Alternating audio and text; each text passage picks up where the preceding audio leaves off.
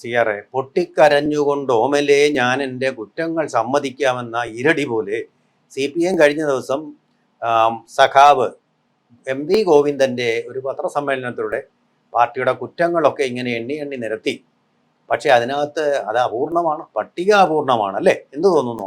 തീർച്ചയായിട്ടും പട്ടിക അപൂർണം എന്നല്ല, ചിലരെയൊക്കെ രക്ഷിക്കാൻ വേണ്ടി ചിലരെയൊക്കെ ഒതുക്കുന്ന പഴയ കമ്മ്യൂണിസ്റ്റ് ശൈലി തന്നെ എപ്പോഴും. കമ്മ്യൂണിസ്റ്റ് പാർട്ടികൾ എന്നും ഇങ്ങനെയാണ് രാജേന്ദ്ര. അത് സോവിയറ്റ് കമ്മ്യൂണിസ്റ്റ് പാർട്ടി ആയാലും, ചൈനീസ് കമ്മ്യൂണിസ്റ്റ് പാർട്ടി ആയാലും, പോളണ്ട് കമ്മ്യൂണിസ്റ്റ് പാർട്ടി ആയാലും, വിയറ്റ്നാം കമ്മ്യൂണിസ്റ്റ് പാർട്ടി ആയാലും ചെയ്തിട്ടുള്ളത് ഇത് തന്നെയാണ്. അതായത് വെള്ളം ഒഴുകിപ്പോയതിനു ശേഷം അണ കെട്ടും. വെള്ളം ഒഴുകിപ്പോയി നളയരുതം പറയണത് തന്നെയാണ്. ഇവിടെ ഇപ്പൊ എന്താ സംഭവിച്ചത്? ഒന്ന്, എന്താ CPMന്റെ കേരളത്തിലെ പ്രശ്നം? നമ്മൾ പലവട്ടം പറഞ്ഞിട്ടുള്ള ഒരു കാര്യം. ഒന്ന്, ആഭ്യന്തര ജനാധിപത്യം എന്ന് പറയുന്ന ഒരു സംവിധാനം അതിനകത്തില്ല. ഇപ്പൊ ഒരു മിസ് കോൾ നമ്പറൊക്കെ കൊടുത്തിട്ടുണ്ട്. മിസ് കോൾ അല്ല, എന്താണ്, ആർക്കും പരാതി പറയാവുന്ന ഒരു നമ്പർ കൊടുത്തിട്ടുണ്ട്.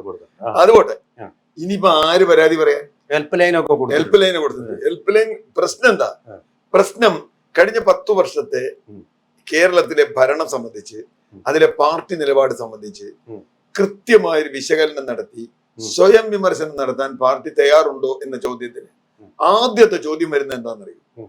പിണറായി വിജയന്റെ സംഘടനാ പ്രവർത്തന ശൈലി, ഭരണശൈലി, ജനങ്ങളോടുള്ള ശൈലി, അത് ജനങ്ങളെ വെറുപ്പിച്ചോ ഇല്ലയോ എന്നാണ് ചോദ്യം. ഞാനല്ലാതെ മറ്റാരുമില്ല എന്ന പടം രാജ്യം മുഴുവൻ വെച്ചത്. ഇവിടുത്തെ സാധാരണ പാർട്ടി ബ്രാഞ്ച് സെക്രട്ടറിയോട് ചോദിച്ചാൽ മനസ്സിലാവും നാട്ടുകാർക്ക് എത്ര വെറുപ്പുണ്ടായിരുന്നു ഈ മനുഷ്യനോട്. അപ്പൊ അത് ഇതുവരെ അംഗീകരിച്ചിട്ടില്ല. ഒന്നാമത്തെ കാര്യം അതാണ്. ഒന്നാമത്തെ പ്രശ്നം എന്തുകൊണ്ടാണ് സംഭവിച്ചത്? ആ സംഭവിച്ചത് ആഭ്യന്തര ജനാധിപത്യം ഇല്ല എന്നുള്ളതാണ്.